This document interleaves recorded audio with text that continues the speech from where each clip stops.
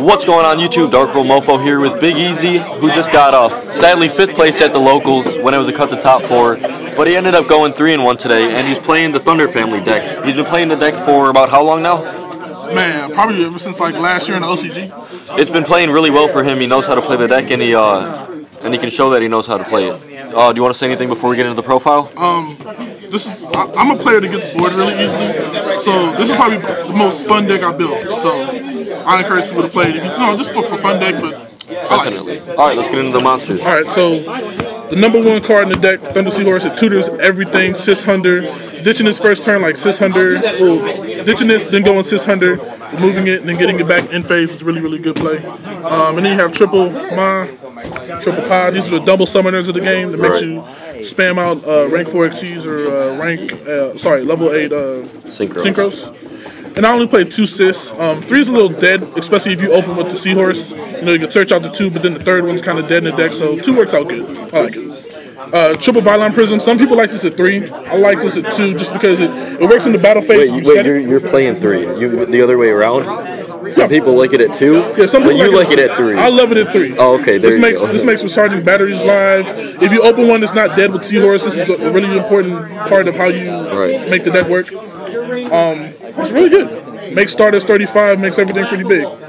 Double Thunder King just synergizes with the deck. It does kind of block me a little bit, but if you play smart, you can play around it. Then Double Trigodian. This deck has a lot of hand advantage. Discarding Seahorse is a +1. Recharging batteries is a +1. So you can get really easy card advantage off of that. You can go pitch Seahorse, summon that, get Seahorse back, have it get destroyed, bring that out, ditch that back, and I think you have like a 36 or a 4200 attack point Trigodian right there. That's crazy. Yeah, that's the monsters. Oh, and then, yeah, 1 Gorus. I noticed you don't play Honest. Why don't you play Honest? Well, we don't have a lot of Xyz that are light-based. I mean, we have some now with the Photo Knight and stuff like that. Right. But most of the time, the monsters are just used to basically bring out bigger things. Like, if you go Prism... With different attributes. Yeah. Right. So you can go Stardust. I played an Avenging Knight and another light Xyz, or light Synchro. You have some cool most cards of the time in it's your kind of dead. deck. Yeah. Yeah, it's just kind of dead. Until we get more of the light Xyz monsters, and I'll probably splash it back in. Right. Alright, then for the staples, Heavy, Darkhold, Dark Blind. Average, I really don't, I tried it. I was playing originally 3 batteries. I really don't like it, just because I usually side it out to side into other things that kind of conflict with pot average. Overall, it's good, but I just didn't see really, I'm probably going to go back to 3 batteries now. Double Duality, good for the Seahorse play since you can't special summon, so you can pit Seahorse, search something, play Duality, you still can't special summon, so it doesn't matter. Double batteries, I only played this with the Avarice, because you can't play 3 Avarice, you can't play 3 batteries and then an Avarice, because things get dead very, very, very often, so 2's fine. Then triple MST, just clear the back row, that way your plays can go off. Double Lance, that way your plays can go off again. Right, definitely. Just in case they try to bottomless the Prism, you can just go Lance and then continue on with your play. Then for the traps, Double Threatening Roar. Sometimes I'll only be able to summon a 600 until I can pitch again, or summon the Seahorse and go for it and Exceed. So playing Threatening Roar is a good way to keep your monsters on the board, and it also, this format's pretty balls to the wall, beat you in 1 turn, so yeah, it's pretty good. Double Mirror Force. I really like that card. Yeah, I like it too. It clears the board really, really quickly because your monsters are so weak. And if they don't think you're playing Honest, or they don't think that you have Honest in your hand, then they'll just go balls to the wall, beat over a tiny monster, and then you Mirror Force. So it's pretty nice. Double Bottomless, pretty good. 1 Call. I tried to play this out just because sometimes my stuff will get effect bailered, or it'll get destroyed. So you can always just call it back. Also with the Photo Knight, if you call it back and then MST, like if they do blind MST or MST this, you can chain call, have them destroy the Photo Knight, and then you draw a card. So I think it's pretty good. Double Compulse.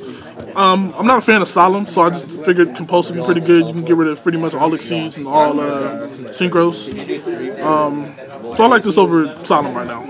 And then Starlight Bird. Let's get on to the extra deck first. Okay. Got 1 Black Ship, 1 Maestro, 2 Photo Knights. This is the Photo Knight guy. This guy is really, really, really good. Yeah, this card will detach to make a monster 0 and negate his effect forever. Yeah, I think I negated the Catastrophe with this. Yeah, just climbed over it. And then when he's destroyed by anything, yeah, just draw a card. You get to draw a card. He's really good. Utopia, Happy, Cowboy, I like Spark Dragon a lot. He's cool. It's pretty much like a Black Rose for the board. You know, just go Ma Pa Sis or Ma Pa Ma or whatever, and then just pop the board and continue attack. And it's 24, so it's good by itself too.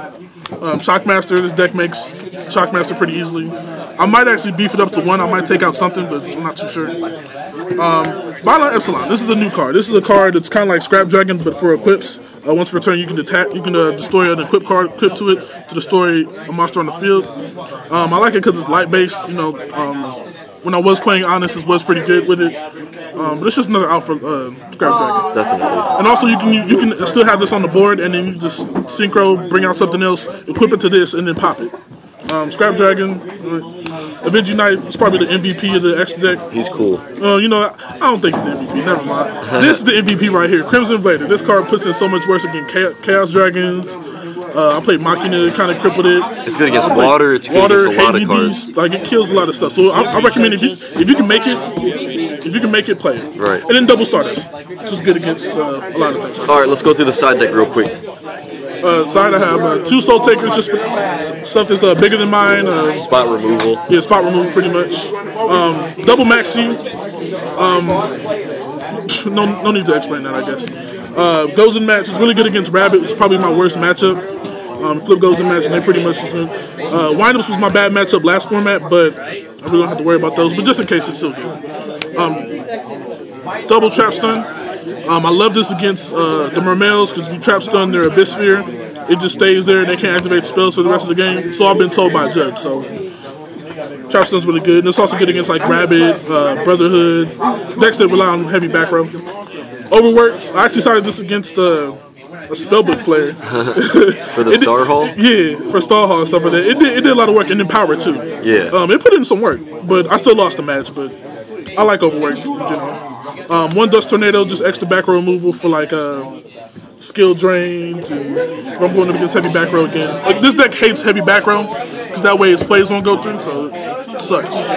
Double Torrential, just in case I can side this out for more favorable things. Like in Brotherhood, I would side out my Mirror Forces because that really doesn't do anything, and then decide these 2. And then Double Macro. This deck isn't affected by macro at all, but a lot of decks in the format right now are. Right.